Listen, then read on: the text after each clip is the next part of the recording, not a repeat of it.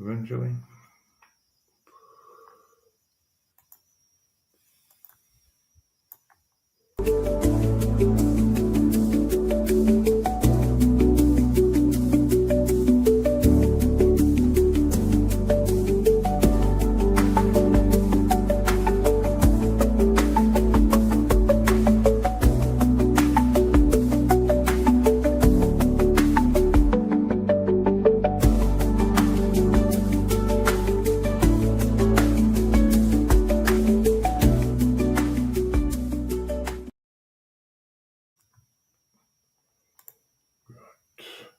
Good evening, ladies and gents, wherever you may be around the world, and welcome to Splendid Isolation number 218. And as always, to give people a bit of time to get to the stream and what have you, I'm going to start us off with a tune. Take up the white man's burden, send forth the best ye breed. Go bind your sons to exile, to serve your captives' need. To wait in heavy harness on flooded folk and wild. Your new gods, sullen peoples, have devil and have child. Take up the white man's burden, in patience to abide, to veil the threat of terror and check the show of pride. By open speech and simple, 100 times made vain, to seek another's profit and work another's gain. Take up the white man's burden, the savage wars of peace. Fill full the mouth of famine and bid the sickness cease. And when your goal is nearest, the end for others sought, what's love and heed and folly, bring all your hopes to naught. Take up the white man's burden, no tawdry rule of kings, but toil of serf and sweeper, the tale of common things. The ports ye shall not enter, the roads ye shall not tread. Go make them with your living and mark them with your dead. Take up the white man's burden and reap his old reward. The blame of those ye better, the hate of those ye guard. The cry of those ye humor are slowly towards the light. Why brought ye us from bondage, a loved Egyptian night? Take up the white man's burden, ye dare not stoop to less, nor call too loud on freedom to cloak your weariness. By all ye cry or whisper, by all ye leave or do, the silent, sullen people shall weigh your gods and you. Take up the white man's burden, have done with childish days, the lightly profit laurel, the easy young grudge praise. Come down to search your manhood through all of thankless years. No age with give or wisdom, the just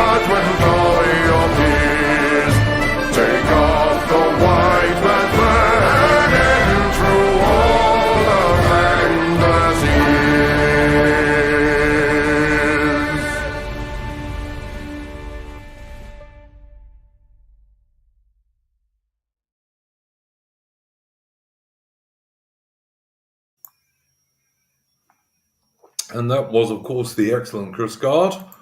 Do go and check out Chris Gard's YouTube channel. He's got some great music on there. How are you going this evening, Mitch? Same old, same old. As always. Did you have a first subject for us this evening? Might as well talk about this tariffs, whether we think that Trump cooks or he's doing a 4D chess move.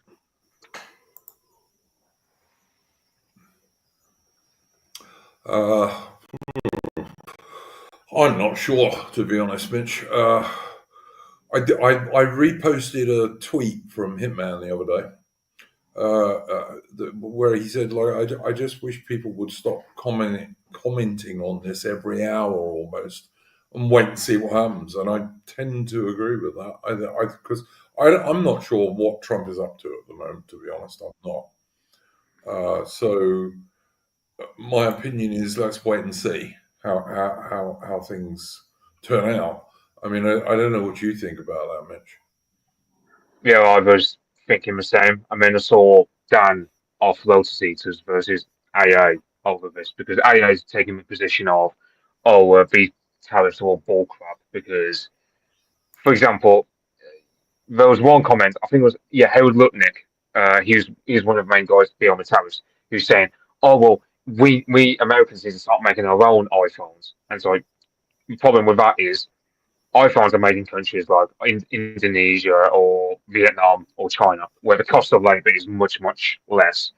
And Americans won't want to do that kind of work. And I, I say like, a standard left wing politician would say, but it's true that the cost of labor in that part of the world, because it's far, far less than it is, let's say, in America, the companies just don't want to, like, no one will be wanting iPhones that cost $2,000 as opposed to a few hundred quid, like we do nowadays as a courtesy of all the globalization and so on. I For example, suppose, I suppose, Mitch, that you could automate the making of them more in the US than you would be able to in a third world country or China.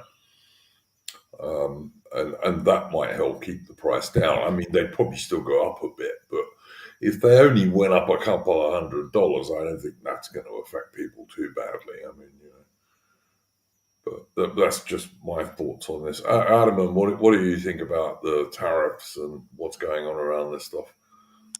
So yeah, this is actually my field, I suppose. I am pro tariffs. I think that Trump's kind of gone back to his old ways and been a bit weak, and he's kind of, people were saying, oh, it's he said this is how you do business in Art of the Deal. It's like, yeah, it's not really what he's doing. Like going in with an enormous high bar and then allowing yourself to be walked back is how that works. But what he's actually done in reality is he's gone in way too strong.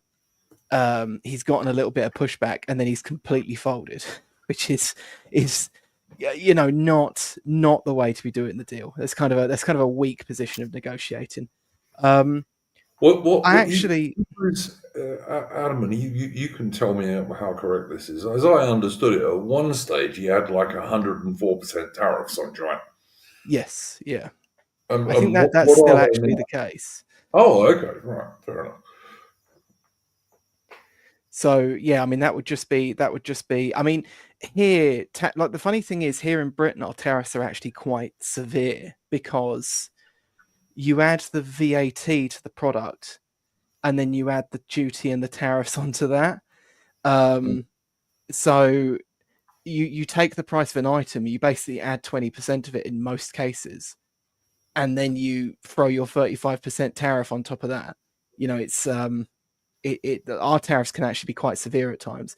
The way I mean, I will say, because I know that like AA was quite critical of the way in which he calculated it, and yeah, the way in which they calculated. Obviously, Trump hasn't done it, but whoever in his office has done it. The way they calculated it was kind of silly.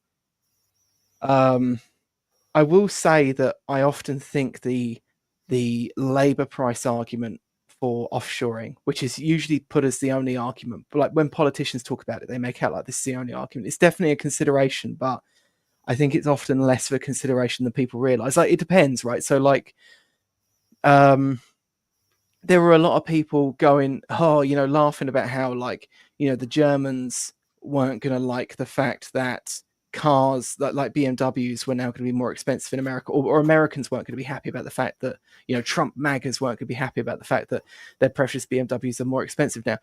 BMWs are made in America, right? The thing is that because cars are so expensive to transport, I think when we were coming towards the end of lockdown, I think containers from China, like a container worth of goods shipped from China, was in the value of like 24 grand in shipping costs. Mm-hmm. It was getting astronomical, and it's still pretty high now. Like, the funny thing is, in Europe, trying to get a logistics company with a lorry that can move goods is actually a massive ball ache now. And you could be looking just to move a couple of pallets from, like, let's say, Czech to France. You could be looking at like 2.5 grand, where previously you could have got something like that moved for maybe 150 quid, like maybe 10 years ago. The shipping costs are astronomical now. And the thing is that, like, especially for cars, because they're so expensive to ship, cars are almost always made either directly in the country where they're going to be sold, or in a neighboring country, like in the region. So, like, there's a Tesla super plant, a super factory, like a mega factory, I think they call them, here in the UK, for example. And there's another one in Holland. And I think there's another one in Sweden and Norway or something. Not places that are particularly cheap in terms of labour, but obviously they've been selected for a number of reasons. The thing is, as well, there's another, like, clothes are at the other end of the spectrum, right? Clothes are very cheap to move around. So, for example, if you go and look at, let's say, Woolovers, which is a company that make woolen jumpers, but they make them in China, I think you can pick up like a woolen jumper from them for like 60 quid, because wool's expensive, right? And if you were to buy a woolen jumper made here in the UK, admittedly it'll be made out of a better quality wool, so it's not an apples to apples comparison, but you'll be looking at maybe £100, 105, 110, something like that. It'll be more expensive, noticeably more expensive. Yeah, I do, look. Most of the clothes that I see in Australia when I go to the shops to buy clothes, the vast majority of them are made in China or India. The Yeah. vast majority. Yeah. But the thing is, once you go beyond clothes, the price differentials seem to drop off quite aggressively. Tech stuff is a bit different. Well, actually, no, there's a big caveat to tech stuff. But, like, for example, I recently bought a new bicycle, and it's an Italian-made bicycle. And there's like 5 major bicycle brands in Italy, and only 2 of them actually make the bikes in Italy. The other 3, one of which is very prestigious, they make all their bikes in Taiwan, right? Taiwan and China have basically taken over bicycle production. If you're looking at, let's say, like carbon fiber bicycles, like, more sporty end bicycles. And the thing is that there's a couple of issues with that. First off, if you look at the price differences, there's actually no differential price difference between a bicycle made in Europe and a bicycle made in China, right? Because the brands are putting a markup on these. They're not offshoring to make the product more affordable. They're just offshoring to increase their profit margin.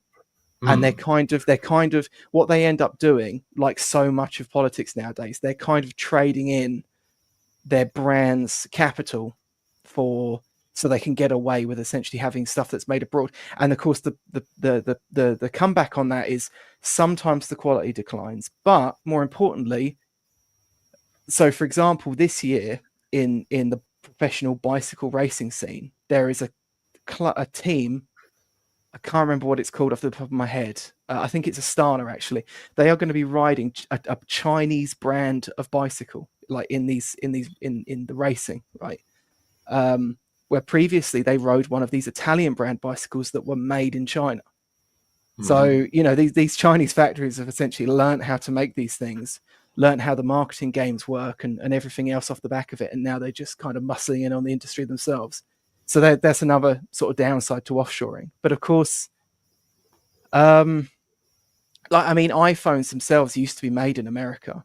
Yep. But the issue is that you've got price, you've got lots of other issues, but one of the big ones that no one talks about is the fact that we've literally just legislated ourselves out of making these things, not just so much through wages and workplace safety, but literally through like the 2010 Equality Act or the various iterations of civil rights legislation in America. I mean, the reason why America has to have all its chips made in Taiwan isn't because it's cheap for America, because it's not, because they have to have an enormous fleet that protects Taiwan from the other side of the world. This is true. So it's to be abrupt. It's because blacks can't make those things, and because some groups can't make those things.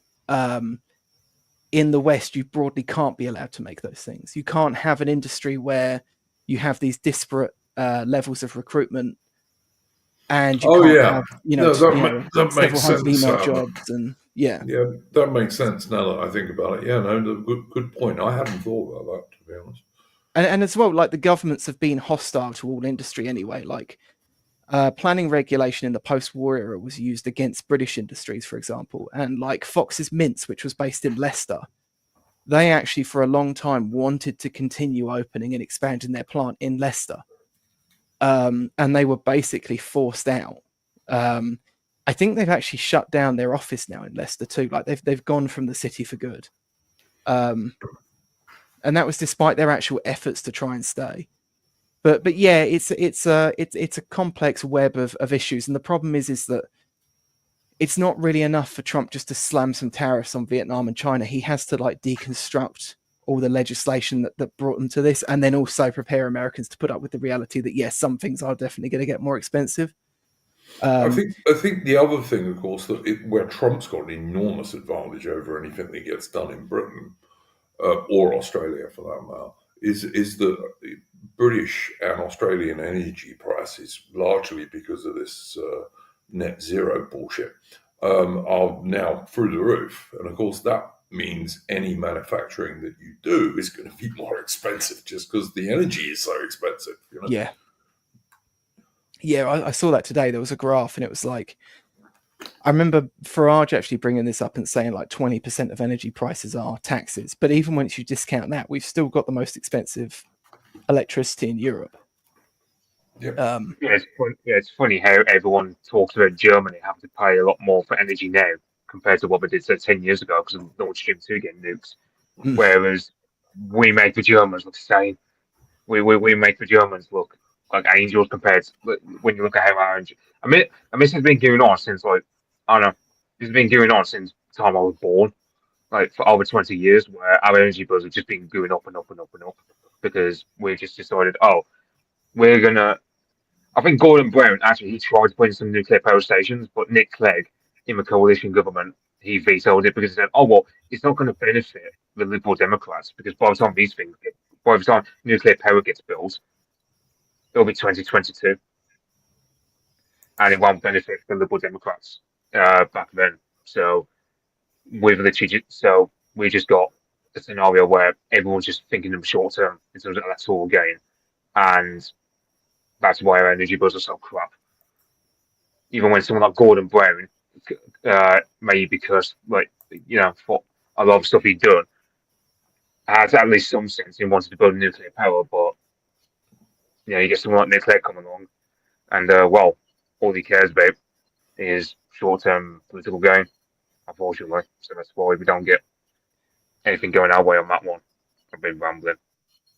Yeah, and it's like, not to sound like a broken record, but that is kind of one of the issues with like democracy more generally, is you've just got this constant thing where it's like you're not incentivized to leave anything on the table, right? Because your opponent's going to come in after you and sweep it all off for their own ends. Kind of like the Boris bike, right? Everyone talks about Boris bikes in London, but of course they were a product of Ken Livingstone.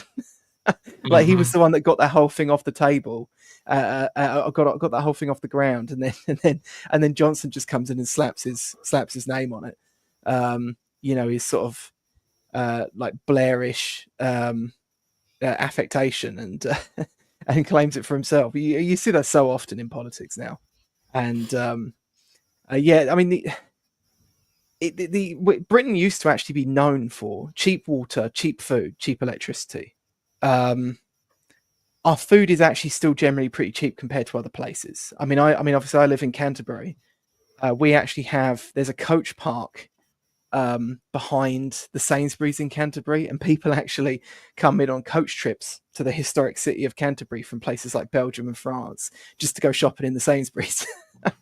Because if they can get the trip cheap enough, it's cheap to come here and do like a big shop rather than buy food over there. But that is getting less and less because our food's going up and our electricity is hideous expensive now, and our water's still reasonable, but that's getting worse and worse every year. And the quality's not very good either with the water these days. No, it's often not as bad as people think because we've gotten very good at detecting bad water. So, like, it's more that there's a lot more issues of people detecting poor quality water. But yeah, the water is getting worse. Like, you can, like, there was a paper mill near here that used to have this big cleaning plant on the river, and because of course it used the water from the river and then it pumped out waste into the river, so it had to have a proper cleaning plant to make sure the water was kept to a good standard. And now that it's all kind of been shut down, there's obviously nothing polluting the water there, but there's also nothing cleaning it, so you're kind of seeing all the pollutants from further up in it now. And it's I mean, we used to go swimming in that as kids, in that river, and I wouldn't now. Interesting. Yeah, people don't always think of that stuff. That sometimes when you're doing something to the water, you're also cleaning it at the same time. But Yeah. it's I don't know. I mean, the energy stuff to me is just insane.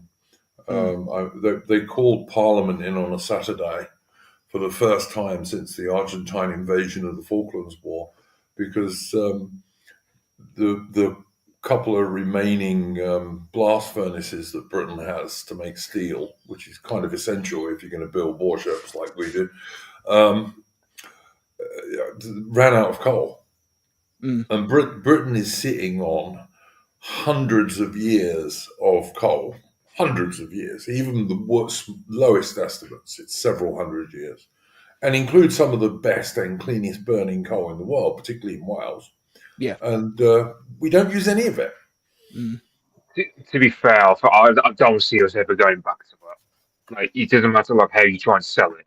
I just think the public now, they'll never want to go back to coal. They just want those small modular reactors. I think you could so easily change that, Mitch. With the right propaganda message from the mainstream media, you could change that. I'm sorry, you could. The people are too green about some of this stuff.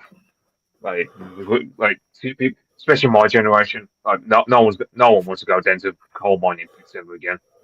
Unfortunately. But bear in mind, I mean, look, I'm not suggesting that we go back to the old strip to the waist with the pickaxe story that we used to do in British coal mines, even in the 1960s. I'm talking about really modern, really automated mines. Like what you have in Australia, you mean? Yeah, like we do have in Australia and many other countries. And America still has quite a few of those, for example. And those things could be very efficient and can actually provide pretty damn good careers for people. As I say, I'm not talking about people sitting at a coalface stripped to the waist with a pickaxe. I'm not talking about that at all. Yeah, I was just going to answer Mark's point. We didn't use any Russian gas. It's mainly the Norwegians and the Americans we get from, if I remember correctly, in terms of like natural gas and whatnot, that kind of thing. It's stupid, I really, because people think, like, people going about Norway being like a net energy exporter. We've actually got far more reserves than our share of the North Sea than the Norwegians do their end. Yep, we've got that. But I mean, Miliband even wants to concrete over the few British oil wells, because we do have a few, and he wants to concrete over those for this crap about global warming. And I've got to say, Max Payne in the chat, climate change and global warming is at least 95% a hoax. I don't know. I'm kind of, I'm kind of on the environmental stuff. I think it's 95% a hoax. I really do. I would say that a lot of it is just beyond our control. Like, for example, if a volcano erupts, the world will warm up a bit or something. Yep. We can't control that. And That's just CO2 is good for plants. They need it. And when China is opening, I don't know, 100 coal-fired power stations a year, whether Britain has half a dozen is really neither here nor there. To be honest with you, it's just rubbish. And yeah. India is also opening scores of them every year. Indonesia is doing the same thing, and various other Well, countries. I mean, this actually this wraps back into what we were just saying, though. Like, I mean, you can kind of see to an extent whether you believe in climate change or not. So one of the double speaks you'll often see is how hostile the government is to, let's say, nuclear power. At the same time, whilst and I've had like talks with like young Green Party members who are against nuclear power, and they think that like the steam coming out of the vents is some sort of pollutant. It's like something coming out of a coal furnace or something. But the thing is that generally speaking, they like people like to make this argument where they say that nuclear power itself is unpopular. I mean, I've got some small issues here and there, but I don't think that's actually true. I mean, Boris Johnson actually ran on the idea of a nuclear renaissance. Like, he brought that out at like the 11th hour, like a couple of weeks before the election, and pushed it kind of big. It was in headlines in most of the papers, not for very long, but he did push it, and obviously him and his team didn't assume that was going to come back on him in any way. Generally speaking, I think the public are actually pretty amicable to the idea of nuclear power. I mean, I live not far from a large nuclear power station, and the community there is generally very pro it. They actually get free power at certain points of the week because of it. But of course, sorry. No, carry on. I was just going to say, I got talking to one Green Party woman during the last general election where I just got her to be on side, because I basically said, if you want the environment to be healthy in this country, you're going to need to massively bring down the population. First of all, you have to stop. You have to close down the border and deport loads of people, because basically we just got too many people in this country. That's what's damaging the environment in this country more than anything else. Like, it's like for example, if you look up like the top 10 most polluted rivers in the world, it's like 8 of them are in India and China. So I suppose we can tell the border to those countries, India to continent and China. It's like the what's it called? The big plastic thing on the ocean. 99% of that stuff comes from China and India and Indonesia and places like that. 99% of it. Most of it does not come from Western countries. No. Yeah, I mean, I had this conversation. We don't dump plastic in the ocean. We just don't. I did have this conversation with people in the office because they were complaining about Trump bringing back the plastic straws, and I said, "Well, like actually, like we all want to sort of poo-poo plastic, and it has its and there are times where the application of plastic is a poor choice, but for a lot of applications, plastic is a bit of a wonder material. That the CO2, the carbon footprint, if you care about that sort of thing, for the production of plastic per, let's say, square inch or per application is minuscule compared to, like, if you think about straws, like the amount of pollution required to create one plastic straw versus one paper straw versus one plastic straw is many orders of magnitude higher. It just comes down to not wanting plastic in the ocean. But of course, the countries that are taking steps to ban plastic straws don't put plastic straws in the ocean to begin with, by and large. Yeah, but the other thing was, I don't know if anyone's heard of Boy and Slat, like this Dutch teenager back in 2018 who invented a machine that cleans up plastic on the oceans, but he was just ignored. Instead, we all just have to listen to Greta Thunberg just bollocking us, telling that, because the climate, like the global warming, climate change stuff, basically is all about having a bollock at the West, saying we pollute things. No, it's like, even when someone like Boy and Slat, like a young Dutch lad, invents a machine specifically to clean up the plastic on the oceans. It's just that just gets ignored. It never gets spoken of. It's always just, oh, we have to, like, for example, you have those adverts or Guardian articles where it's going, oh well, to save the environment, white people have to stop having children or some other crap like that. Just Yeah, and Max Payne in the chat is saying China has said they'll be carbon neutral by 2050. Well, that's obviously crap. I mean, that's impossible for them to do.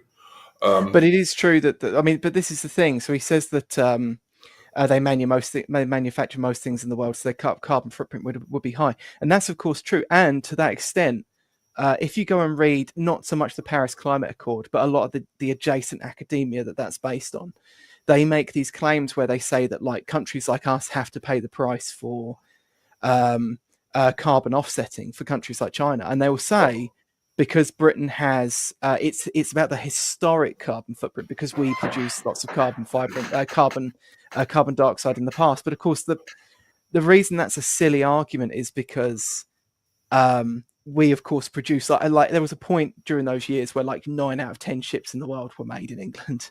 Yes. so you know the same argument applies in the opposite way, and there were sort of the people that write that that sort of academic apologism, and then later the accords that are all based off of it. They kind of play this sort of bait and switch with these arguments. And Alan, the very thing we've been talking around at the start of this stream is that we would like industry to return to our countries. So then China won't have to do that then, will they? You know? Yeah. It's I'm not in favor of China making most of the stuff in the world myself. So, you know. Yeah. Yeah. And it won't be, it's not entirely because of that. Like the moment, let's say America starts producing a sizable amount more as an offshoot from these tariffs, you're not going to see this sort of linear increase in, let's say, plastic in the ocean from America. That's just not going to be the case. It's always going to be the case that whiter countries are going to be less polluting because we're just more inclined to care about these things. Yes, absolutely, I agree with that. Yeah, and that's I suppose that's one of the main problems that these tariffs have had is like it's just built on false assumptions. Like for example, Americans were like I saw like this one American politician and like he's getting a question on like Fox News I think it was, and they're saying like, oh well European cars get sold in Europe, but American cars don't get a look in, and it's like, well, the problem you've got is because American cars just aren't designed for European cities because of course most European cities are designed off their original medieval format, whereas America, of course, they design their cities in a much different way. That's why, for example, if I walk down my street, I'll see BMW or Toyota or Volkswagen or whatever. I won't see American car brands, really. Yeah. Because it's just, but of course, like the Americans are just assuming, okay, well, their products aren't selling in, let's say, Australia or Britain or Germany, therefore it must be because we don't have upon it. Whereas no, it's basically American products just don't sell well over it, and that's why the tariffing us on a lot of false assumptions. That's one problem you've got with a lot of these tariffs Trump's put up is like it's just coming across a bit amateurish. I mean, they just don't, you know. Yeah. Well, one of the kind of sad things I think about the whole American car thing is that, I mean, there's this point that Curtis Yarvin made years ago where he was like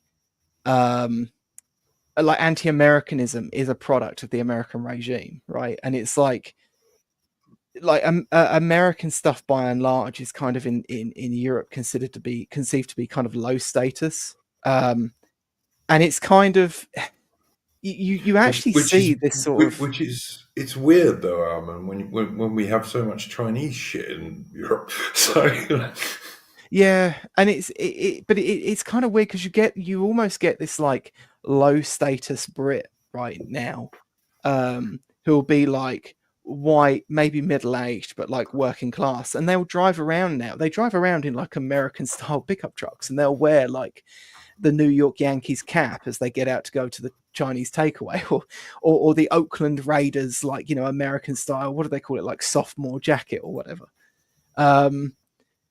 So it's a bit.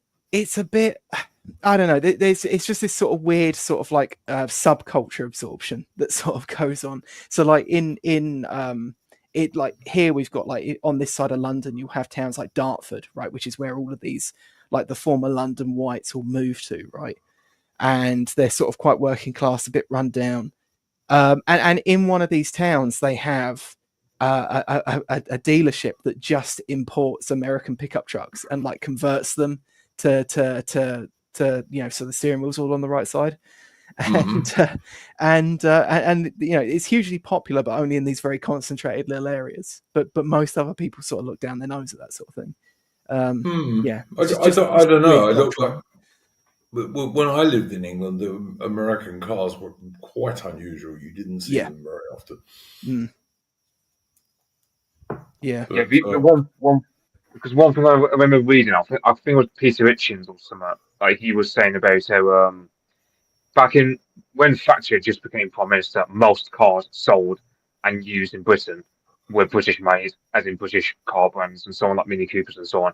Whereas by the time Thatcher had come out of office, most cars in Britain were foreign models, or So that's kind of one thing where we can bring back an industry of ours.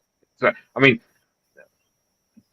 it's like you got certain brands like Jaguar Land Rover that have torpedoed their own brand for that stupid advert they did a while back.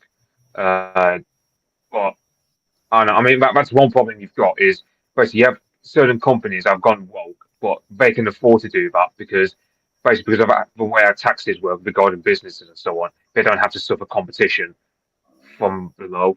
They just they don't have to worry about, let's say, a startup business one day outcompeting them, because the way our taxes work towards businesses and whatnot, it's just, and also energy bills and so on. It's just, it's a complete racket that big business gets well off.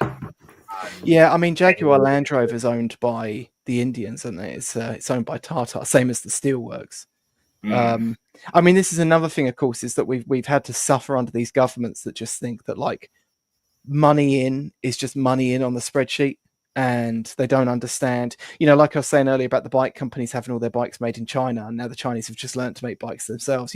These people, we've been under this sort of administration that just thinks that, like, you can just sell a company to the Indians and just kind of look them in the eyes and shake their hands and go, oh, but you'll keep it here, won't you? That's factory jobs, that's jobs, and that's kind of, that's all they see a business as. They don't understand that there's, like, I mean, there's so many levels to the idea of having a business that is sort of a domestic homegrown brand, because Adam, and you'll know this, does Raleigh still make bikes in England? No, I don't think so. Bloody hell. When I was a kid, that was the biggest company when I was a kid for bikes. But you think of, like, I mean, to go back to the American cars, right? So in 1950, Detroit was actually one of the richest, not only the richest city in America, but possibly the richest city in terms of median family income in history. Oh yeah, absolutely. Like, working class guys could bring up their family with a good standard of living, with a good house in Chicago back in the 50s and the 60s, for sure. Yeah. Okay, Raleigh, the bikes are assembled still in Nottingham, but it doesn't say where the frames are made, so I'm going to assume they're made abroad. Yeah. If it doesn't say, that's probably the case. Yeah. But yeah, and it's like these people don't seem to understand why it is that, like, you can have, let's say, a tractor firm in a small town that employs 5,000 people in a town where there's maybe 150,000 working adults, and then the whole town dies. And these, our politicians who don't seem to understand second order effects just sort of sit around scratching their heads, and they're completely perplexed as to how this would happen. It's like, well, they don't seem to understand that, like, a single good brand, and German towns still operate quite well because of this, because they often still have a German company that's based there that manufactures stuff in a factory there. Mm. And they sort of, just by the fact that this factory is producing stuff for the outside world and has jobs on the inside, there then has to be a support network of all sorts of things in that town, from restaurants to laundry places to clothes shops to car dealerships to everything. And it's all essentially usually propped up on this one employer. Yeah, yeah. I've seen that stuff happen. There's a suburb which is not that far from me where there used to be a big car manufacturing place. And when it closed, nearly all the businesses that were supporting the workers there also closed eventually. Hmm, Yeah, yeah. I was just going to say on the question of Detroit. I remember because we had to do civil rights for GCSE, and the thing was, so during World War II in Detroit, because of course you had what was called the Great Migration, where loads of blacks from the South move up north, and of course in Detroit there was a massive race riot in 1943, I think it was, because literally, like the FDR's government was literally just committed to busing in loads of blacks to work on the cheap, and of course the American workers, they're not going to appreciate being muscled out by the federal government busing in loads of blacks. So even like in during World War II, at a time when Detroit was literally building loads of airplanes Tank, and loads of tanks yeah and God knows what else. Yeah, yeah, yeah absolutely. basically, even then back then like FDR was just like bringing in like the destruction of Detroit, even in the midst of Detroit being at its zenith in terms of its usefulness to the American regime and whatnot. I just thought that was a bit of a tragic chapter in a way of Detroit's history because apparently I saw someone post something to you, Ataman, where it was something like because IA was posting about cost of labour because of American workers cost a lot more, and someone said, well, actually no, because Detroit, because of what Henry Ford used to do for his workers, American workers in Detroit had some of the best wages on the planet in the early 20th century. I don't know what you'd say about that. Yeah, yeah, it was. I had, because I forget what the minimum wage was in a Ford factory, but I think it was like a $2 day, which obviously this was like in 1920. But I think Ford factory workers were earning like 2.5 times what the median weekly income was in America at any given time. Yeah, Um, they were pretty it, well it off. was, yeah, and of course this is the thing, right? This is where we have to be a little cautious. Is that like the idea of bringing all these jobs back and reopening the factories, like especially in the modern age, some factories can be properly hellish to work in. They're kind of full of like petty managers and rampant managerialism, and just everything constantly having to be whittled down and pigeonholed and turned into a conveyor belt. But and it doesn't do anyone any good to pretend, that we're going to go back to pulling ourselves up by our bootstraps and how doing that sort of work is somehow more honourable. Like, no, there's a lot about jobs in the economy in the modern age that people will see as a complete improvement, but it doesn't have to be like that. That's the thing. We don't have to go back to like Victorian style mills, or Chinese Hmm. style production lines. We can just have essentially a rebirth of better homegrown cottage industries. Um, Well, and also, Adam, and I was saying earlier that one of the advantages that Trump has in America, it wouldn't apply so much in Britain just because we've so destroyed our industry in Britain. There's almost none left. yeah.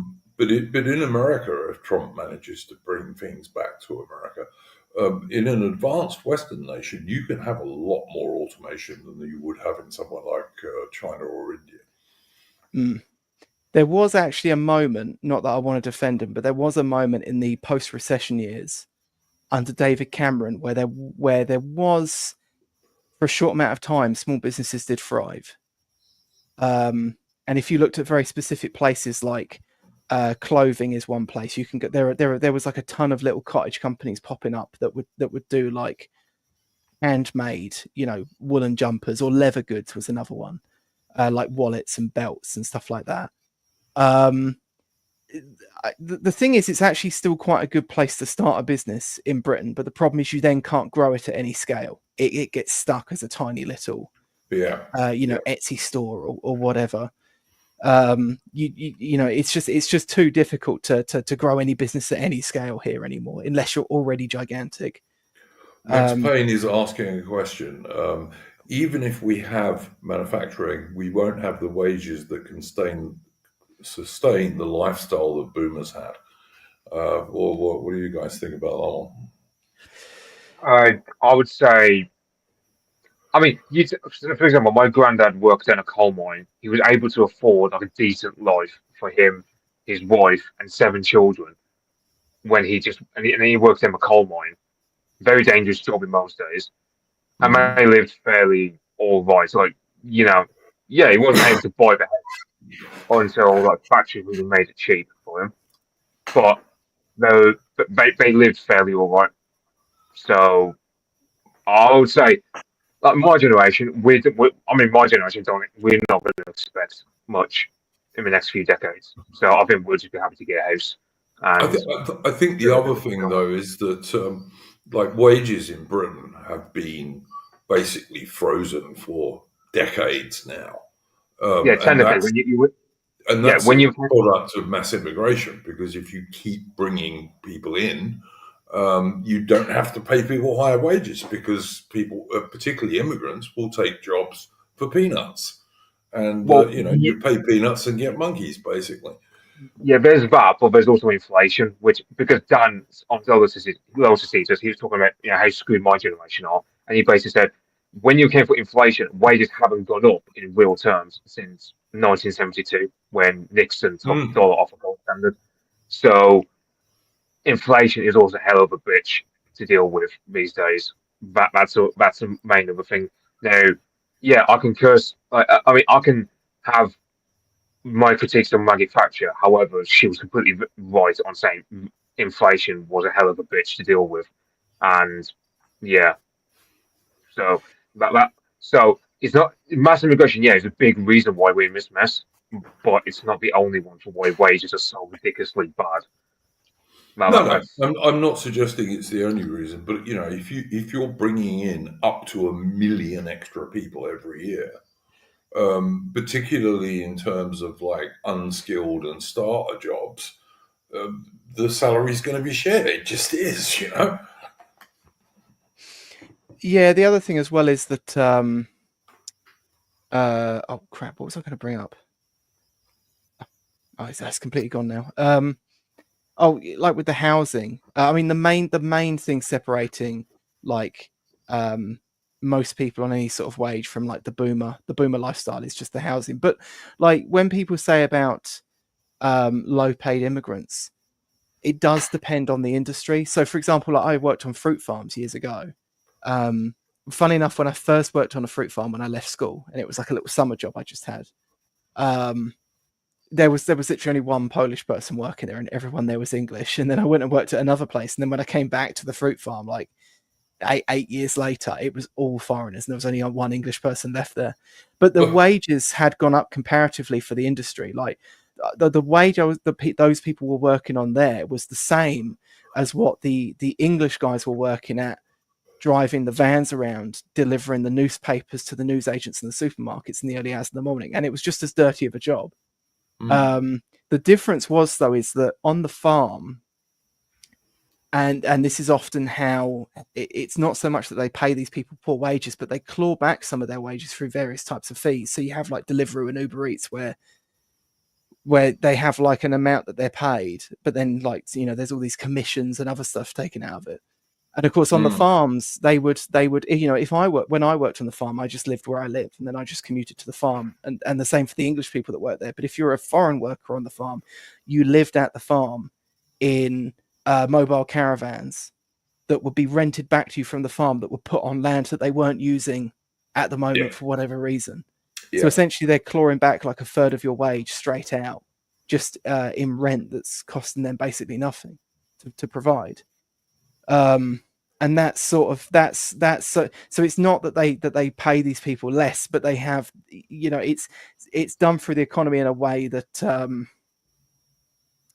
they can essentially claw money back from those people in the same way that they do for us through endless taxes and fees and other such things. Yeah, no, that makes perfect sense. Mitch, did you have anything final thoughts on this tariff story before we move on to something else? Yeah, I'm looking at this going. You can't really blame, let's say, someone like Farage for distancing himself away from Trump when, let's say Trump at the moment he looks like he's screwing it all up.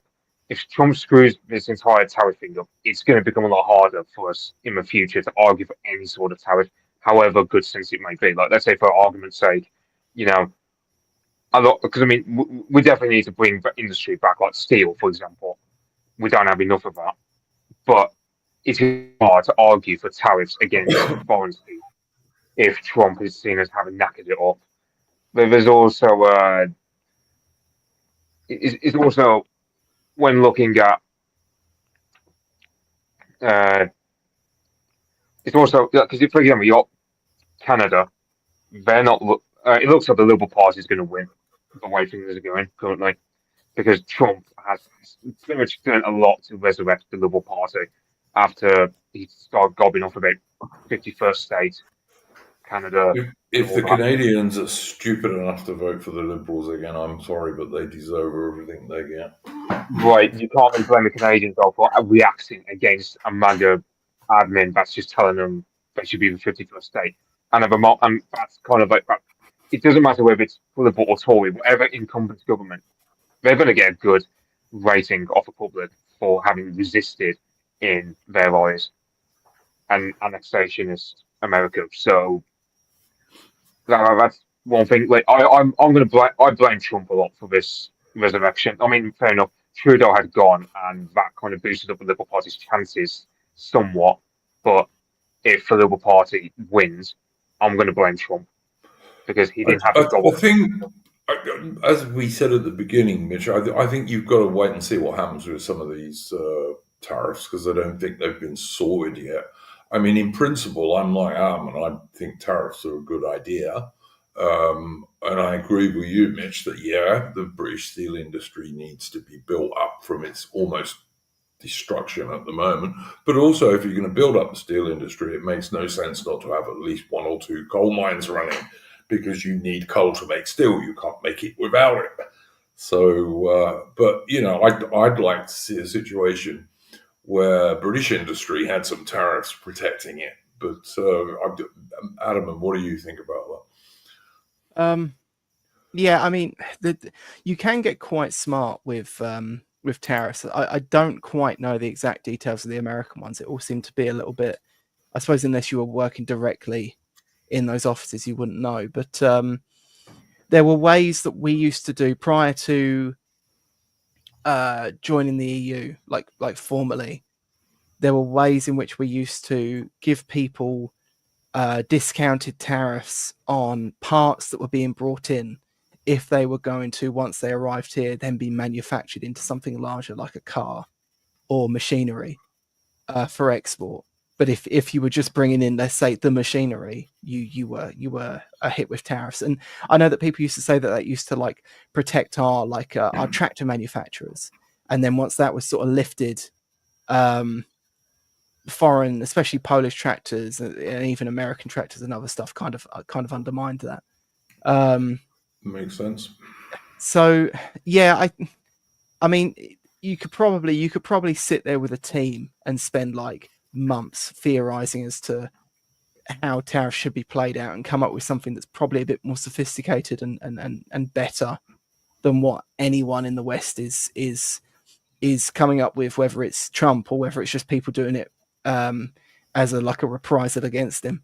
I don't think we're going to see that, sadly, but it would be good to see. Yeah, it'll be interesting. I'm going to go on to Atman if you see if he's got a first subject in a sec. But before I do, just to point out, guys, if you want to support the channel or you want to ask a super chat question, which we will certainly answer at the end of the stream, you can do so via Entropy. There's a link pinned at the top of the chat. And I see we've already got $5 from Gearin. Thank you very much, Gearin. There's no message with that. But if you want to ask a super chat question, you can do that. Just use the link pinned at the top of the chat. And also, please like the stream, guys. It really does help the channel when you do that. Adam, did you have a first subject you wanted to bring up? I was actually just going to come on and talk about the tariffs. So we've kind of gone over that.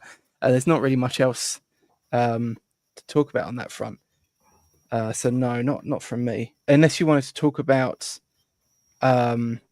these Turkish barber raids that Yes, I was actually going to bring that up. Go for it, Oh, mate. okay, Yeah, well, go I for it. mean, we'll talk about it in a bit then. If you want to, No, bring it up you as a can talk about it now. That was one of the things I was going to bring up. It's just crazy. You have little towns, high streets with like three of these bloody things in them. It's just so ludicrous. Yeah, I mean, a bunch of people at my workplace who sit around complaining about these things. They go and use them, and it kind of irritates me. I keep trying to say to them, like, you're going to get ringworm, you're going to get whatever from these places. But yeah, it's pretty it's so like we've all known that this is a problem for a long time. Hmm. I mean, I've had this actual discussion with like full blown leftists on X and off the internet, and where they sort of jumped to the defense of these people. And there was someone once saying to me, "Oh, you're just envious because they can start a successful business." I'm like, dude, the place is empty. They haven't got any customers. Yes, this is the thing. They don't have Yeah, any customers, and yet you get another one who'll open three shops along. I mean, it's just For example, I know of a village in my county that so they can't find a vicar for their local church, and they don't have a post office. But they've got three Turkish barber shops that have opened up in the last 5 years. and yeah. they're not doing money laundering or drugs or people smuggling or anything. No, they're fine. No, yeah, that way always find Aaron Bastani told me we're worth 80 every weeks. So Yeah, I saw that. Yeah, it's just so ridiculous. I mean, the thing is, yeah, as well, is that like it's antithetical to everything else we saw in in that sort of market, because I don't know if this goes for everywhere, but especially around here after lockdown, where lots of barbers were shut, a lot of them just didn't reopen. They just, they felt the financial strain during lockdown. Business hadn't been great beforehand, and a lot of them just said, "Oh, we're not opening back up again. We're closing down for good." Um, and there was actually a bit where like there just weren't that many barbers around. And now, but at the same time that that's happening, there's all these Turkish barbers opening up everywhere.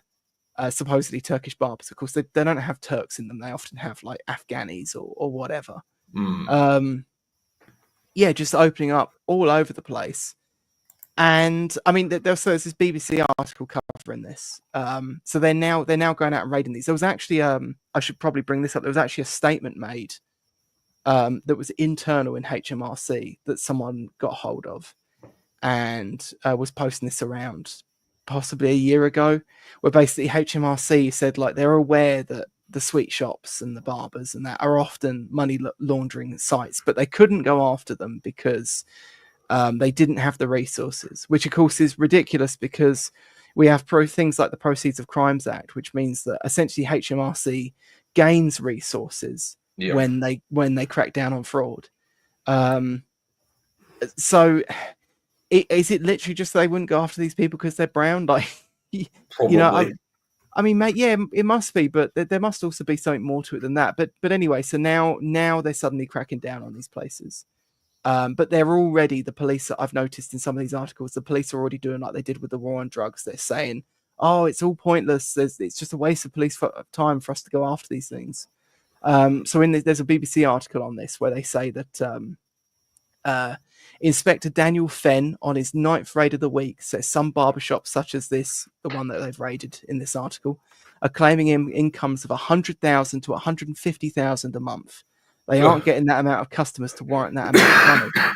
But of course, the thing is, if you're a money launderer, a barber's is a really good, like nail salons are another one. But a barber's is a really good money laundering operation because you don't actually sell any actual product. That's It's true. Yeah, just it's just chairs. and And it's all cash payments. yeah, you can say that you don't take card and it's all cash payments, exactly. And it's like So it is obviously quite an easy thing, and they seem to have had it easy after like the last however many years of Tory governments where they were just uninterested in going after this, and now base Starmer has come along, as some people would say, and he's now cracking down on it. I don't know why the government's decided to suddenly crack down on this. Is this part of putting the woke away? I mean, maybe it's like adjacent to that.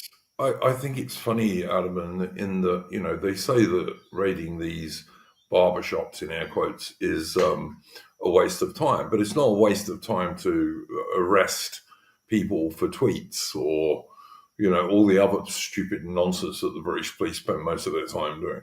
That's okay. That's worth doing. Yeah, it does say that this was a crackdown launched by the NCA, and they're calling it Operation Machinize. And they say it was in response to intelligence reports that some of these shops are being used to launder money. I mean, at this point, I just think when they say intelligence reports, they mean like the tweets of like Max Tempers and Tony Dawson or something. It does seem to be that they just sort of like broadly. I mean, people say Twitter isn't real life, but it does seem like the civil service and other such places kind of circle the drain that is X at this point. Could be, yeah, it could be. Max Payne is saying, would I have Daryl Cooper on? I hope you won't mind his views on Churchill. Max Payne, let me tell you something.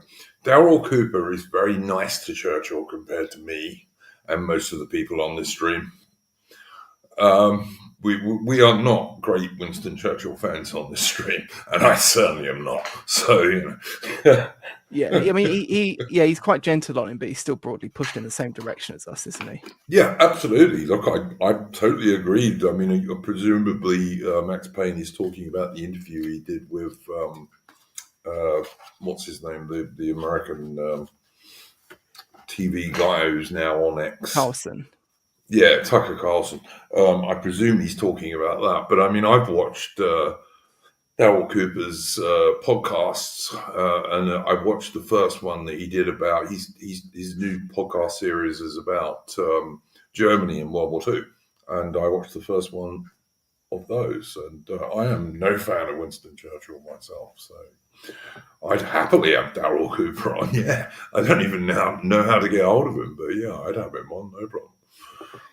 Yeah. So so to go back to the article, it says another inspector, Melanie Johnson, who led the operation for Greater Manchester Police, said our local high street had 10 barbers and a mini mart, which was not sustainable. I mean, again, this is stuff that regular people were saying for years. Yep. One of these properties was found to have a cannabis farm with over 150 plants. I don't know if that's a lot or not. 35 people were arrested, including 55 suspected illegal immigrants were questioned. Bank accounts and assets worth over £1 million were later frozen, and £40,000 in cash were taken. And the cops say this is a waste of time. It doesn't sound like a waste of time to me. Yeah. Well, I don't know. It might not have been this article I was looking at, but there's a bit where they basically said like, oh, it was demoralizing to see that these operations weren't really useful because within minutes of them leaving the shop, someone was along with a backpack to restock all of the illegal tobacco they were selling, all of the counterfeit tobacco they were selling. But I mean, 150, that stuff is a big problem in Australia. But the reason it's such a big problem is because of the ridiculous amounts of tax the government's putting on it. Mm. If you didn't tax it so heavily, it wouldn't be worth doing. Yeah, so you have stuff like weed, where the main reason why it's so pervasive is because it's like a safe form of edginess for a lot of people. It's just like, and it's like what? So you get taxed heavily for smoking cigarettes, so people don't want to do that.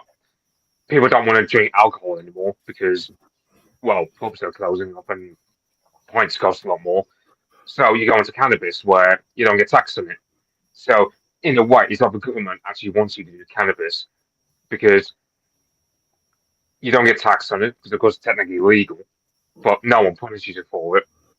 And it's one of those things where the thing about weed is so pervasive. Like, for example, if I go up my local kind of chase area at, let's say, 12 o'clock, I would just come across guys walking their dogs who are smoking it. I mean, a lot of guys who are I'm like a few years older than me or around the same age as me. So it's basically just like a Zoomer way of coping with how crap the world is. That's the problem with cannabis these days.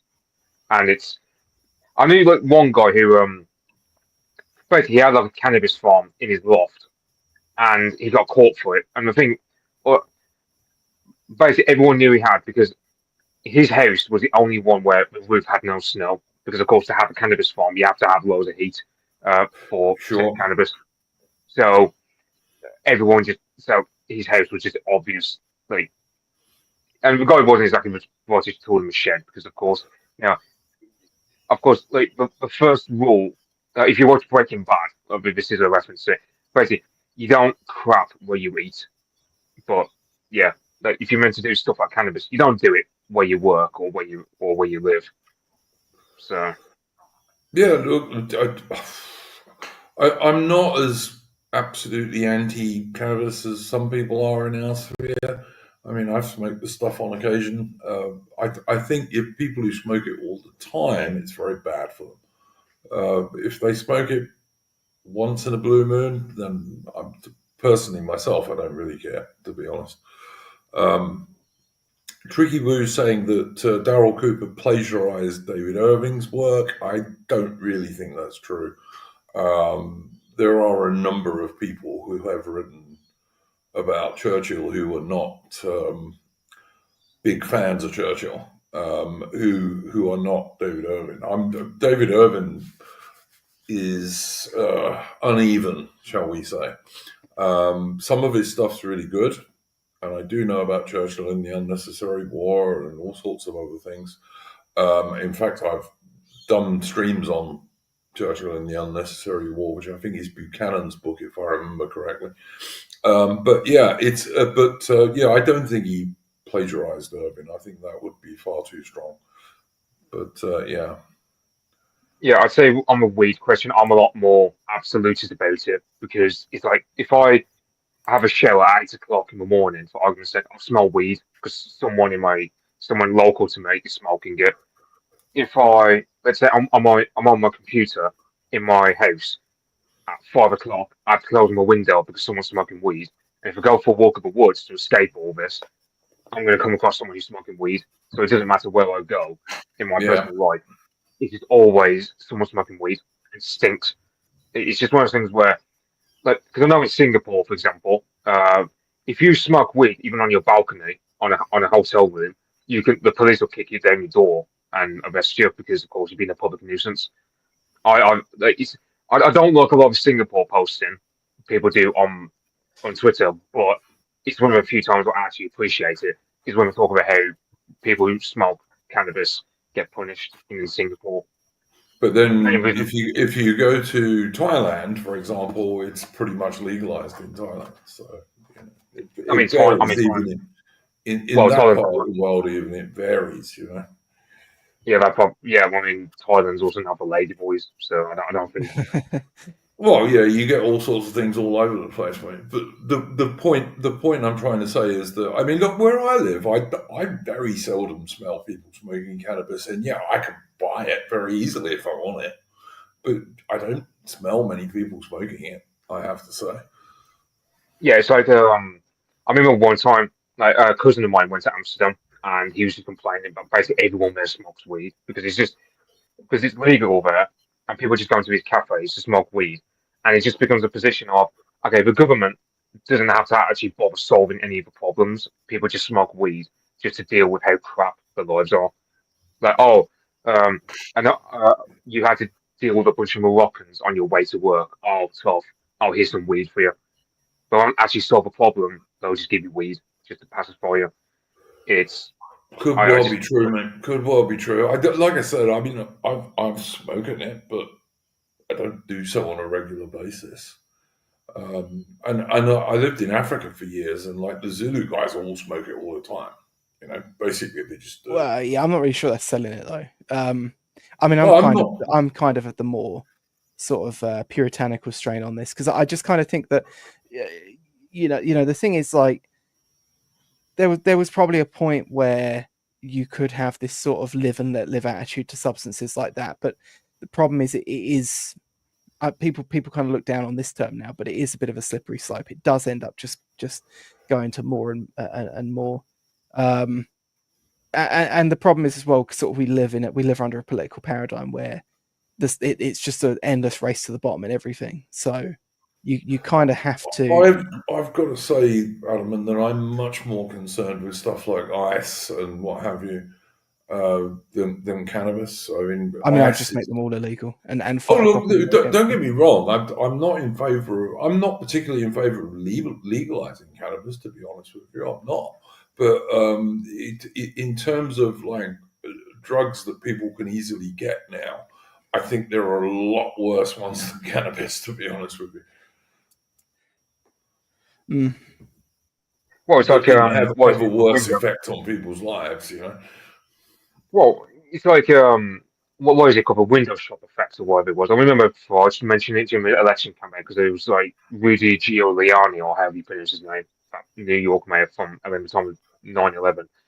And basically, the logic was if you punish like small crimes, then people who might feel inclined to do even worse stuff are disinclined because you've let the whole world know even something as small as graffiti, you're willing to pass like harsh sentences. So that's probably what that's probably what I'd say. If you're harsh on weed, it dissuades people from pursuing harder stuff.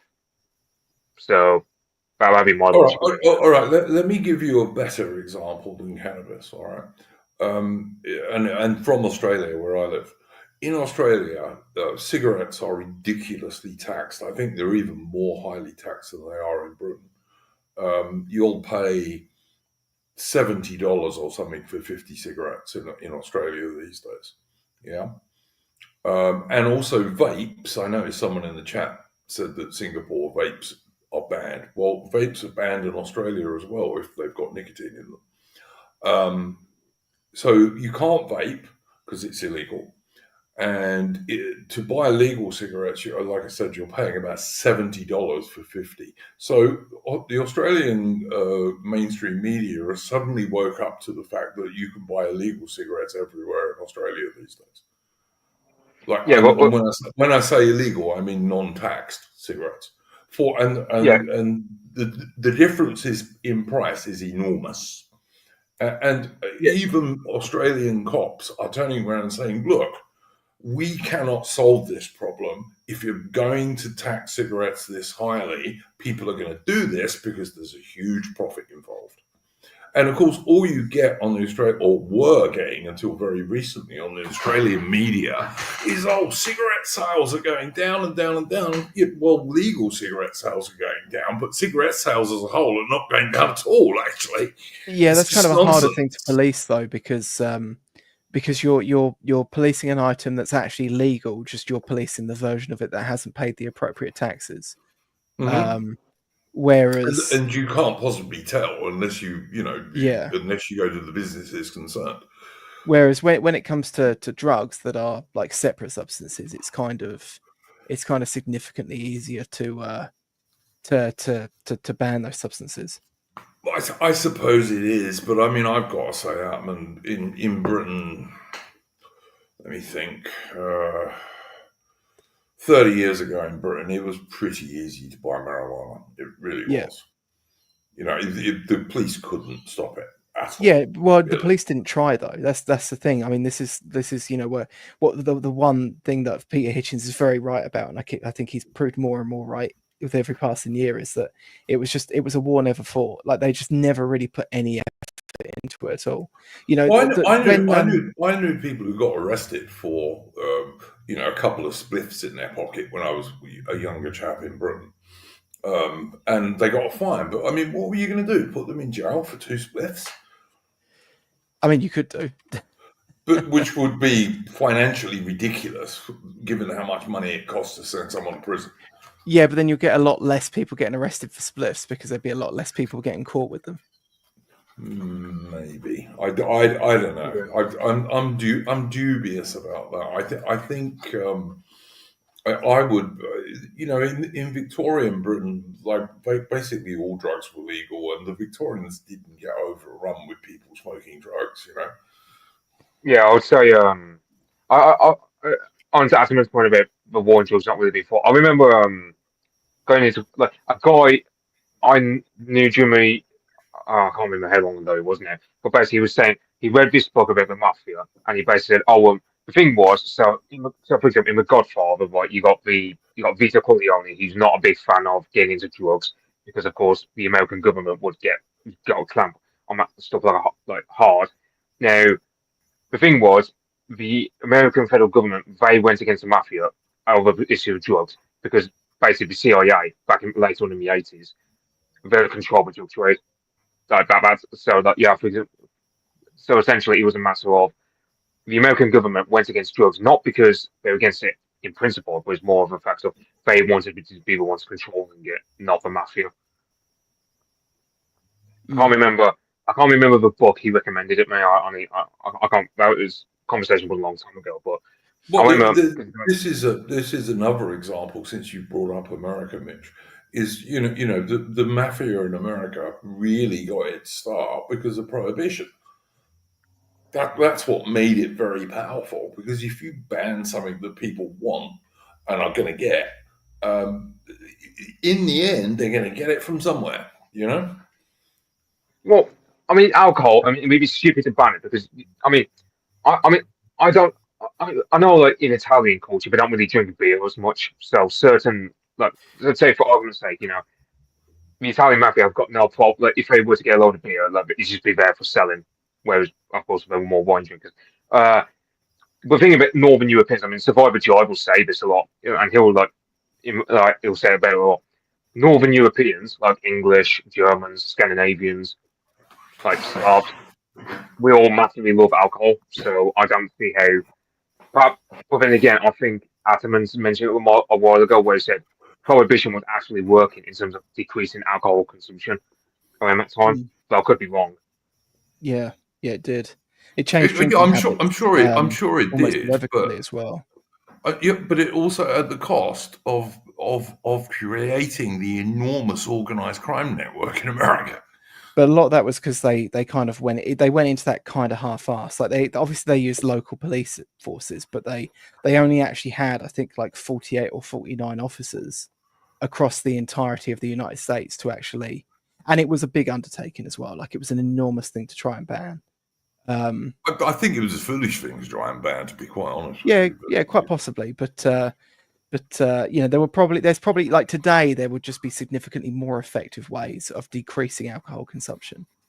Um, you know, the thing is you can as a government just ban things that it can work if you go into it with the sort of you could go into in the same way that police forces now go on all these diversity drives and training courses where they get shown all these crappy videos. You could go and do the same and show people dramatized like adolescent style Netflix shows about like the harm done to communities by drugs, and then basically go out and with a sort of like militarized anti-drug unit and I mean, to be honest, I'm so radical on this. I would literally like employ the RAF to bomb like drug dens from high altitude. But that's I wouldn't just do me. that. That's gonna kill neighbours that have nothing to do with it. Well, the thing is, a lot of these places are in like crummy neighborhoods in Bradford, so there's going to be nothing of any value lost. Yeah, I see what you're saying. But yeah, apart from anything else, I don't think the RAF's got enough planes or bombs to do it. Yeah, true. Then we'd have to increase the defense spending, and then also wrap it into the police spending. I think you'd have to. All right, guys. Do we have any more subjects for today? No, not from me. It's not a subject, but someone was asking, what do we think about the gold standard? And I went basically. Oh yeah, I did see that. Sorry. Yeah. So, because Dan explains the best way though. Okay, so the thing was, America, we were all on the gold standard from like the Bretton Woods system through to 1970s. Because the thing was, so And it works all right up until like the mid '60s when, because of LBJ doing stuff like the Great Big, what was it, War on Poverty and the Great Society or whatever it was called, basically all the civil rights stuff. The deficit exploded, and Charles de Gaulle of France, he was looking at this going, okay, this is not sustainable. And he decided to go to America. Okay, we want our gold back because, of course, in World War II, all the Western countries gave their gold reserves over to the Americans to keep the dollar because the pound by that point was on the way out. Charles de Gaulle starts pulling out. Nixon, he now has a problem on his plate, and he has to create a new system to base the dollar on because gold is now on the way out. All the countries are getting skiffy about the growing US deficit because of all the civil rights stuff.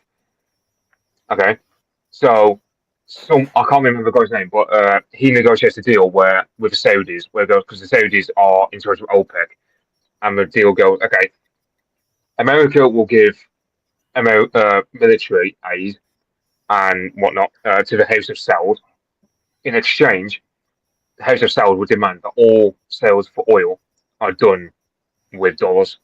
So basically, dollars are pegged to oil, and that's what we call the petrodollar. And that's why we're no longer on the gold standard because the Americans just couldn't control their deficit spending with all the civil rights stuff. And now we live in a world of petrodollar. And this is why, for example, the American system, they can have a high deficit, whereas a country like Britain or Germany could not deal with such a deficit because everyone has to buy dollars, and America can export their inflation and their debt onto the rest of the world in a way that we Brits can't do, for example.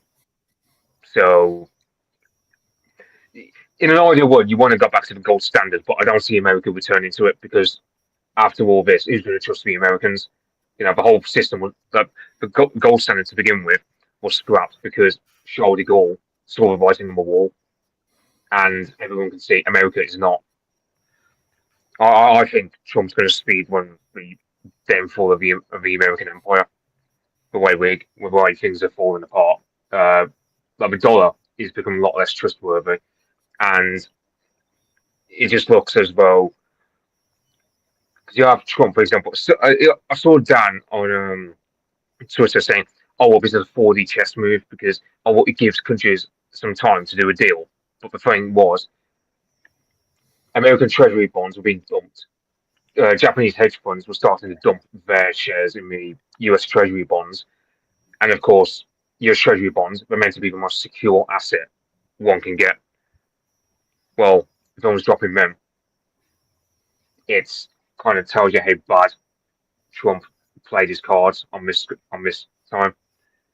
So that's why I'm a lot more skeptical and saying I'd say Trump is going to end up being like a Gorbachev of the American empire.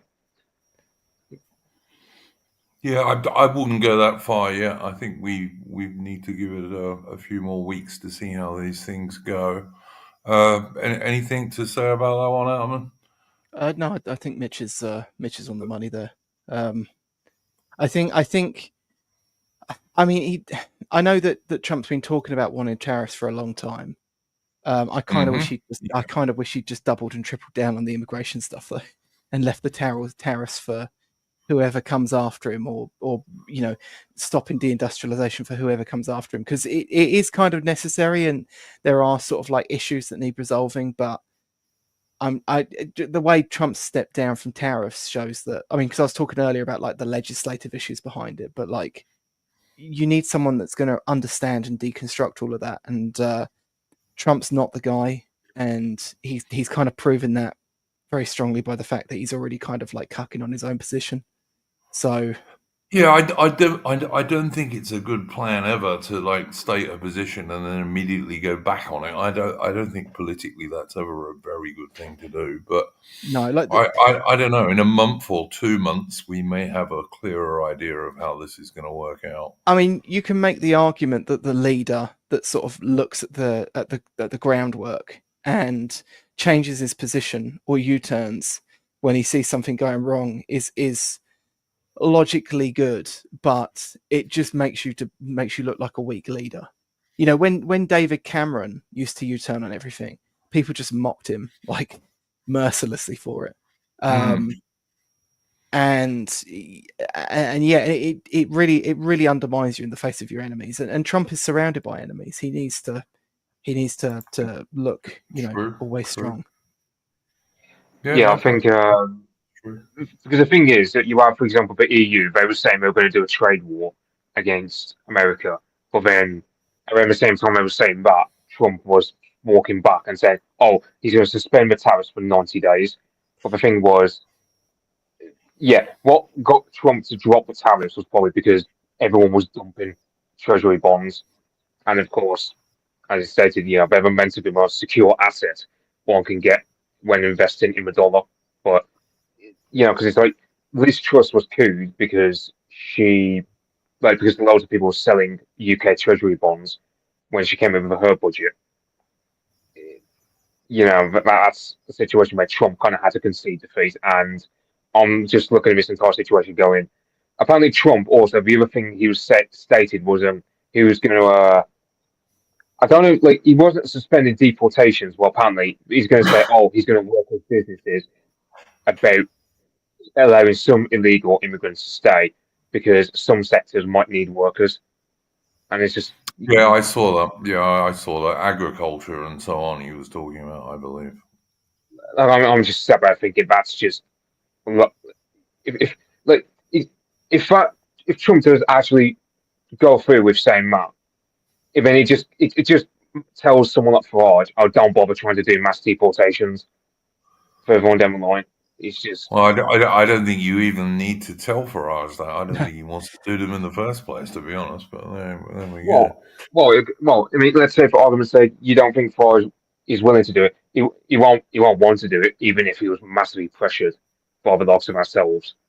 Because you get this whole debate about reform versus online rights, and it's like, well, say what you will about online rights, but we've got a lot of energy. Like, so for example, you have reform where it's like someone like Richard Titus or Lee Anderson going, oh, he's going to stick it to the woke by posting about his bacon sandwich, and it's just well, meanwhile, people on my online rights are just saying, well, no, what we need is robust remigration. Like someone like Steve Laws has a lot For more sure. use and a lot more initiative compared to what Lee Anderson just posting about his bacon sandwich on a Wednesday morning or whatever it was. Yeah, I have reform members saying to me when I say that remigration is inevitable, I get accused of using magic words. So, and I do think remigration is inevitable. I really do. Well, yeah. But What's the implication there? I mean, why are they saying it's a magic word? just because it's not reform leadership policy, as far as I can work out. Yeah, but it's not. This is the thing, though. It's not really about reform. It's like Farage himself has said this. He said, I wanted to think it was on Question Time, but I think he actually said it on some sort of BBC talk show, where he said that, like, you should be glad that you have me because whoever's going to come after me is going to be significantly more radical, which is what we've talked about on this very Hopefully, show before. Yeah, it's hopefully. kind of the thing is that reform either get a lot harsher so that they can fix these issues, or inevitably they fail and then the British public go looking for something stronger. Go Yeah, looking for yeah, someone a bit tougher. yeah. Um, I so, don't disagree. so yeah, and that's the thing is that it's just going to be the case that the situation that we're in. I mean, you can see it now. Like you can go like I said last week, I think when I was on, I'd worked that day with a Zoomer in the office. I was really quite taken aback at how racist he was. Mm, like he was we were having a good laugh together and he was just like there on like 90% of it. And like the way he was talking about like him and his friends, it seems like that's not massively uncommon. I'm not going to say it's common, but I think that I think that within that generation, you're getting people that are either radically left wing or radically right wing. There's no moderate anymore. They feel like the whole centre ground's just been burned for them.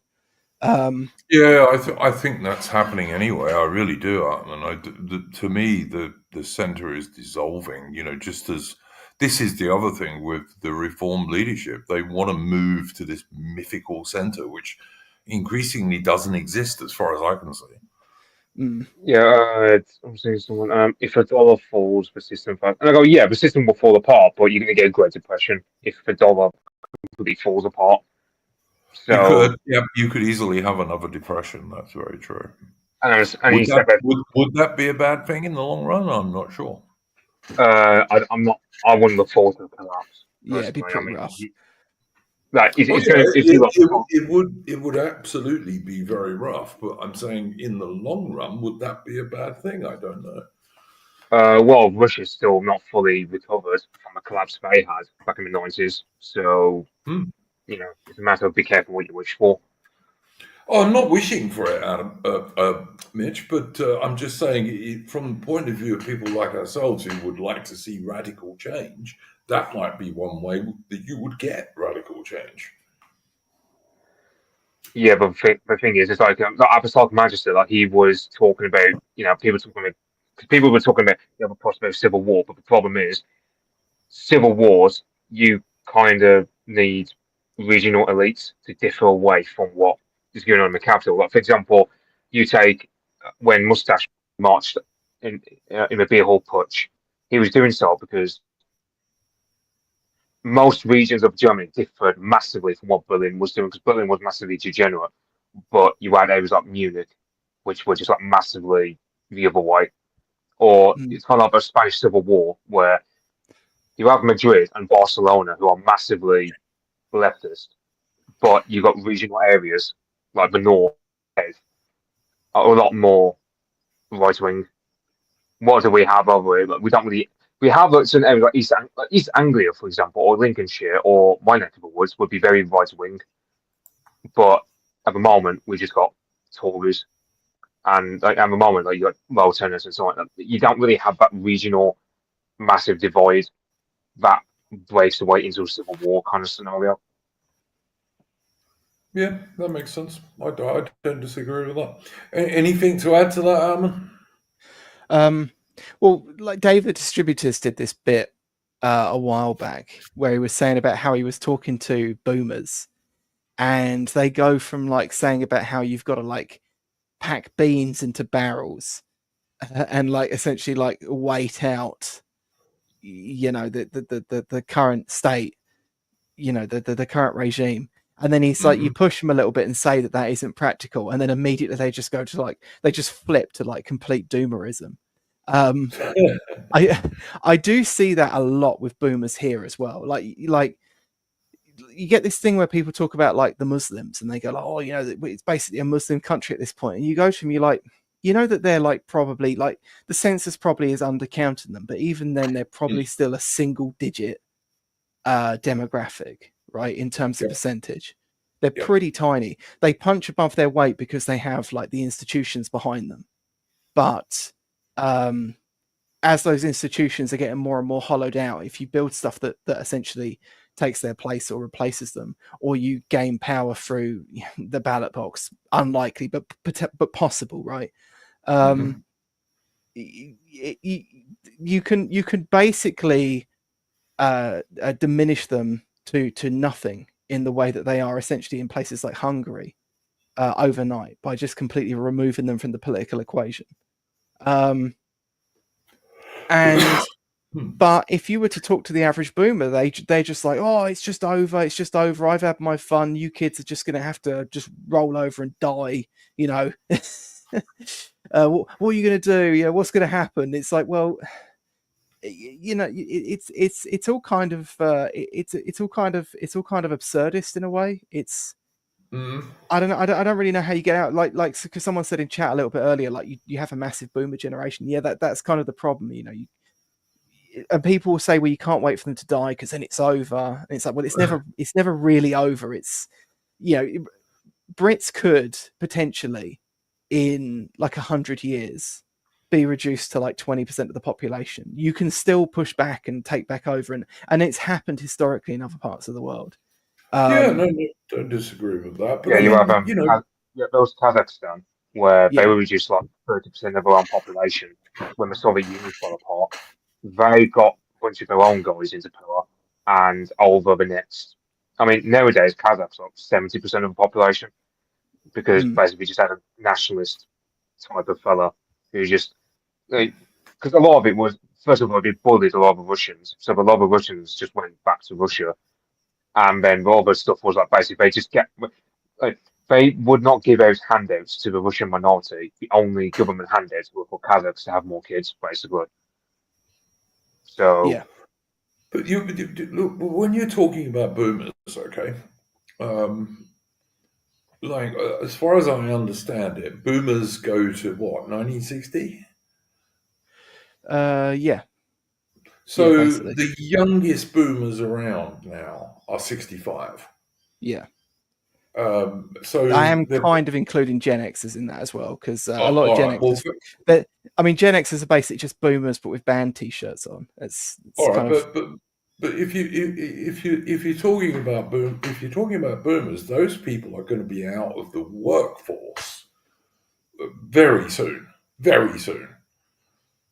So yeah. it's a diminishing problem in that sense. Mm. not really, That, because so the thing about the boomer generation is they massively outnumber my generation, like the Zoomers.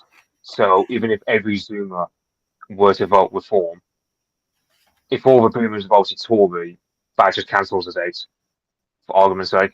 yeah, And the but thing is, I don't think they will.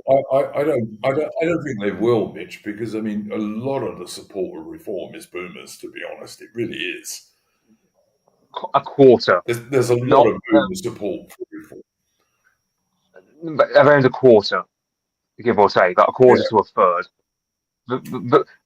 Most of them will still vote Tory. Like biggest group of boomers still vote Tory because the Tories guarantee their pensions. Basically, I don't know. I don't know. I, I'm I'm more concerned, to be honest with you, whether if reform wins, they'll actually make any difference. I'm more concerned with that than anything else. But we'll see. Yeah, so I still haven't made my mind up about whether I'm going to help reform in this general election. I mean, not the general election, local election. Because it's like, yeah, because technically I'm a Reform Party member, I'll get emails off them going, oh, do you want to, which constituency do you want to help in, like, which local area, from a regional manager type. I say, at the moment, I'm still a bit withdrawn about reform because, well, after having treated Rupert Lowe, and among other Well, I'm reasons. exactly the same. To me, that's been a big wake up call about what's really going on with reform. And I don't like Zia Yusuf at all. I don't like him at all. To me, like making a Muslim your party, what is he, the chairman? Um, would you have made Gandhi? Would you have put Gandhi in charge of the Raj? I don't think I would have, but that's just me. Yeah, Uh, yeah, it's like you have like reform. The main problem with them is that so you have online right, such as ourselves, who start talking about stuff like, oh yeah, demographics, as well as other things. Whereas reform, all they talk, a lot of it is just like them just posting about woke or posting about, or they'll post, they'll start talking about net zero, but it's like someone like Richard Tice going to like a small cafe in Glasgow, and he's just talking to a guy who looks like the villain from Dune, like the fat guy, and it's just it's a bit of a meme unto itself. Like you just have is this meant to be some sort of right wing insurgent party? Because at the moment it just looks like a boomer complaint department, if anything, at the moment. Like it's just someone in the chat is asking about Ben Habib. I think Ben Habib's pretty good actually, but uh someone's like, also saying, is he a Muslim? I don't think he is actually. oh, he is. He's Pakistani. half Oh no, percent. I'm not saying his heritage. I'm saying I don't think he actually supports the religion, as far as I know. Oh, I don't think he does. I thought because the thing he was talking about the Quran, I think, on some interview, and basically he was saying, oh, because he was basically talking about how Islam is not compatible with democracy, and blah blah blah. And he's like, you know, Ben Habib. The problem with him was he kept complaining all the damn time, and it's like that kind of screwed him over. Whereas you have, and he just came across as very whingy, as opposed to being someone who, who like, because you have, for example, what was that? The gay guy in Reform, David Ball, I think his name is. He was in the same position as Ben Habib, and he largely just fell in with what Reform told him, which was just be like public relations kind of guy, and that's what Habib was told. But Habib complained out. But that's what screwed up at Habib was just always seen as just always complaining. That's what screwed him over. But it's like, yeah, he was the one guy, however, in Reform who did mention the phrase "indigenous people" in reference to us. Yeah, I remember. I Was remember. So it's a real pick and mix with him. But yeah, it's Did either of you guys have anything you wanted to plug? No, nothing from me. Mitch? nothing from me. All right, I'm just gonna check see if we got any super chats. I think we've only got one. Let me just refresh the page so I don't miss anything. Yeah, we got $5 from Garen, who just says hello. Thank you very much, Garen. Your support is much appreciated. Unless anyone's got anything else to bring up, I am going to play us out with a tune. No, I'm all good. We covered a lot of topics, to be fair. Anything, Although it was Mitch? quite all over the place. Yeah. There's not been a lot of like really major news items around this week, or even major politics stuff. I mean, I suppose we should mention the fact that Labour went back on their promise to do local inquiries into the so-called grooming gangs. But that was not a great surprise to me. And of course, Nigel Farage seems to have completely dropped the idea of Reform doing an inquiry, although Rupert Lowe has now raised over £500,000 for his. Well, this is just crap because we all know what the problem is. We just need to do the mass deportations. That's all we need to do now. Like how many inquiries have now been done about this particular issue? Yep. It's so many inquiries now. Another one, he's just going to tell us. It's just going to be another feedback loop where it's just confirming all our conclusions, which is deport them. I don't think it would hurt though, Mitch, if it managed to get into the mainstream media. I think that would be a good thing. Yeah, I think it's actually good this way though, because we're going to get one through Rupert Lowe, who I'm hoping is still a very honest actor. I mean, I'm a bit skeptical of all politicians, but we've also got this guy. Is it Adam Wren on Twitter? He's he's on GB News a lot these days. Yeah, he's got the group Open Justice UK. They're running around. He's running around essentially trying to get more of these court documents released.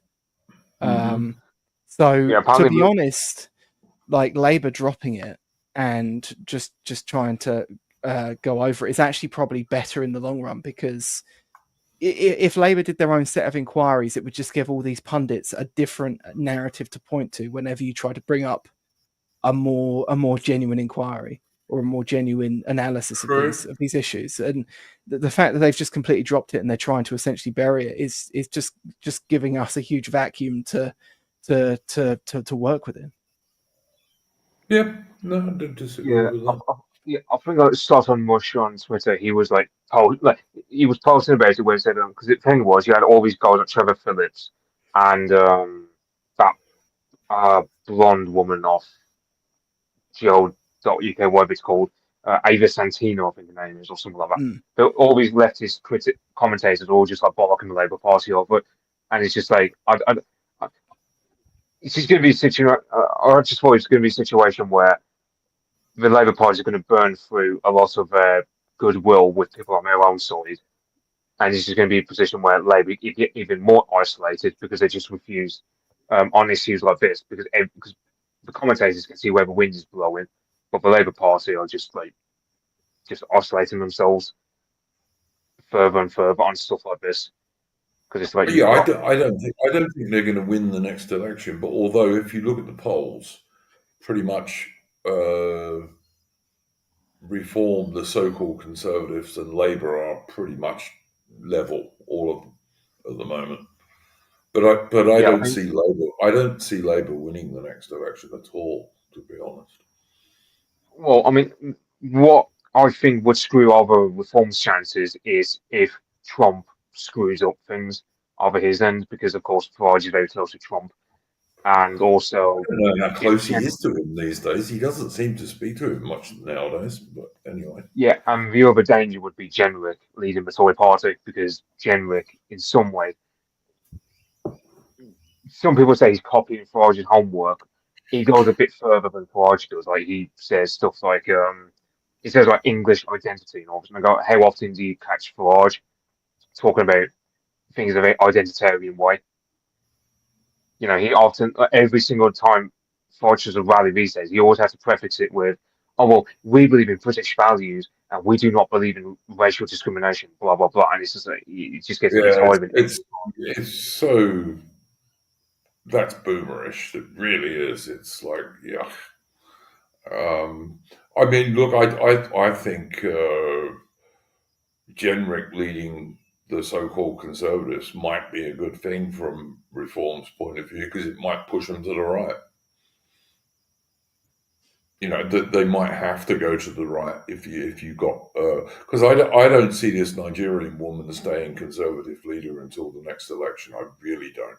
I think that Conservatives will dish her. Um, who will replace her is a different matter.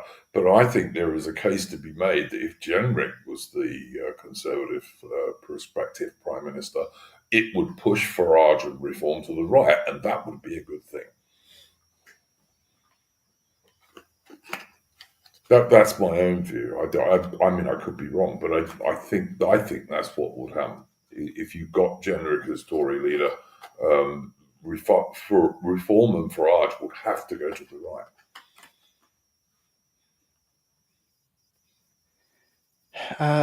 Yeah, maybe. I mean, they. I mean, well, look, we've all been disappointed many times in the past, so Yeah. but who knows? That's my thinking on it because I don't think what's her name Badenoch is going to stay as Conservative leader. I don't think that's very likely at all. Not for the next 3 or 4 years. Well, I mean, I don't know. I think it will hold out, but I don't. I don't know. The reform doesn't seem to be like in the same way that reform could push the Tories rightward. The Tories aren't able to push reform rightward, or at least it hasn't. We haven't seen that thus far, even when it was the Brexit Party. So I don't know. It's I don't know.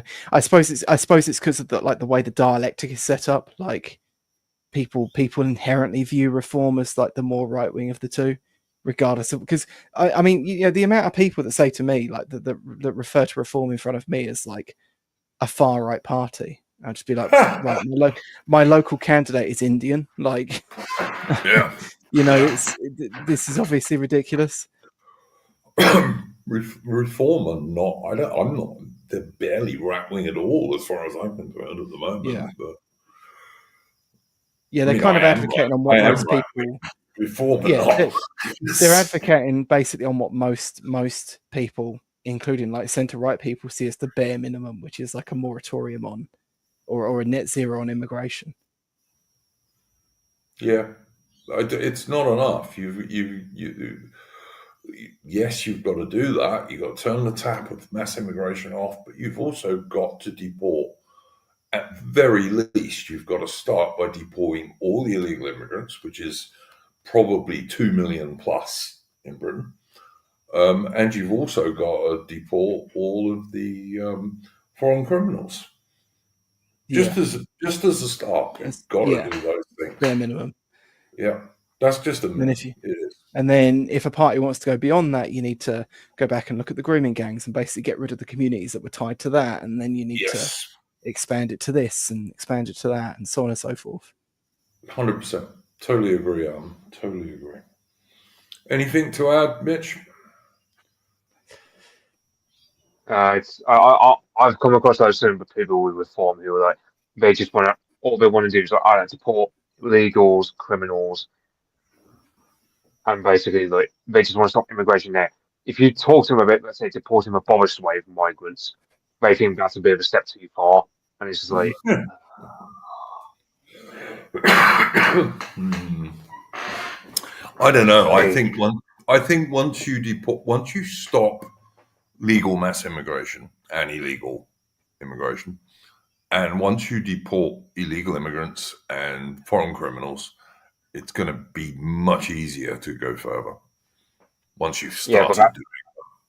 yeah, but the other thing is I hope that Trump doesn't cook on this topic of deporting Me the other too. one. Because Yeah, if me too. if Trump is seen as having to cook on that, then it's just going to give ammunition for Farage to just go have to moderate himself even further and just cook all even more to the Maybe. centre ground. So it's just Yeah, like no, that could happen for sure. It could. I'm seeing Max Payne talking about uh, increasing fertility rates. I think even if you chuck out all the immigrants out of England tomorrow, I still think England's too overpopulated.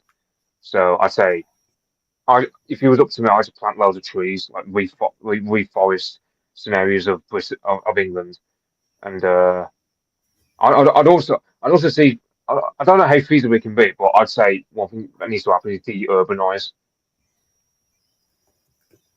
as well, because Yeah, maybe. I don't know. I think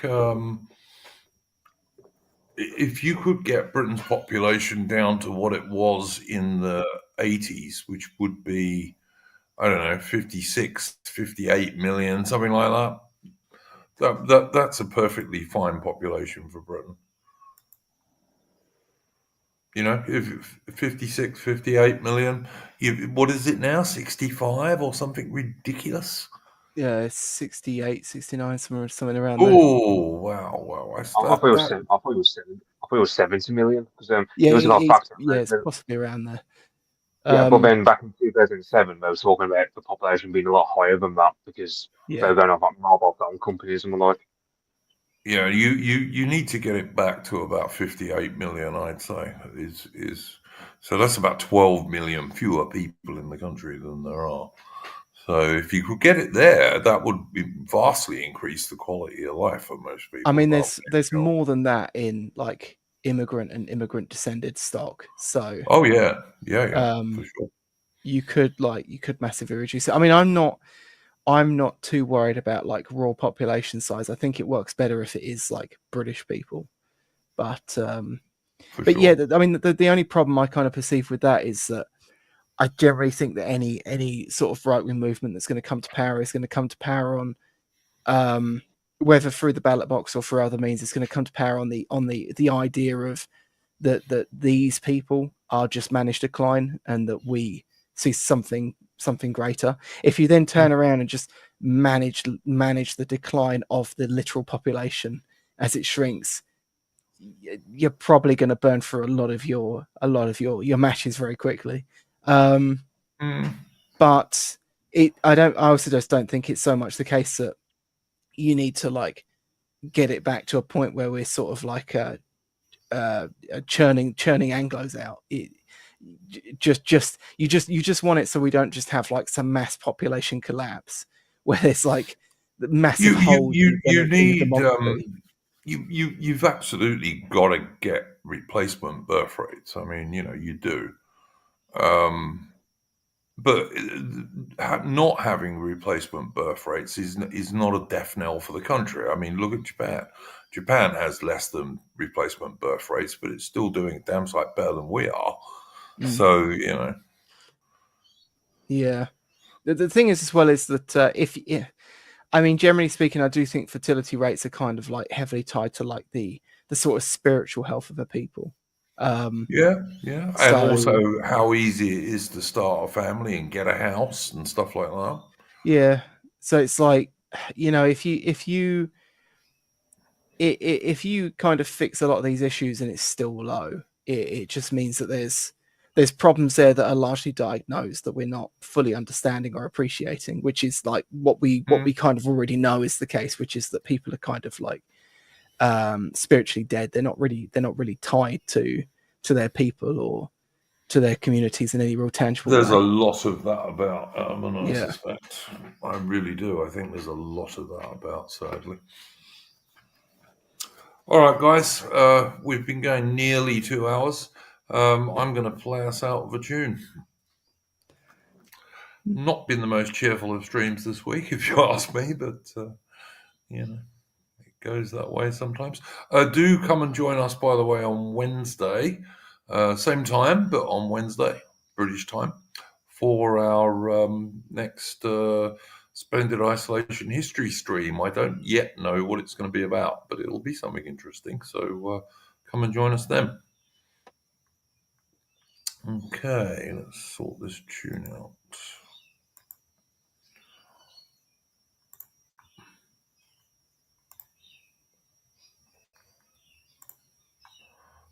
See how long it takes to actually get on the screen. There we go. And let's see if it plays.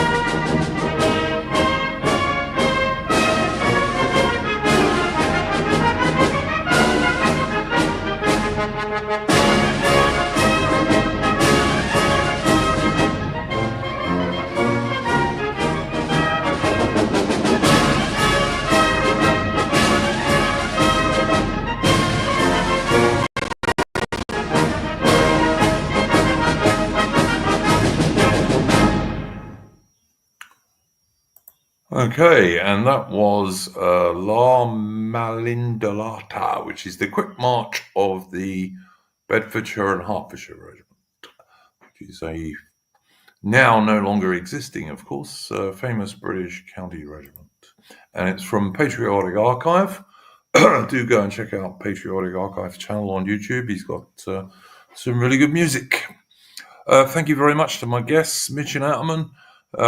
We will be back on Wednesday with our history stream, and we will see you then. In the meantime, don't let the bastards grind you down. Yeah. Good night, everyone.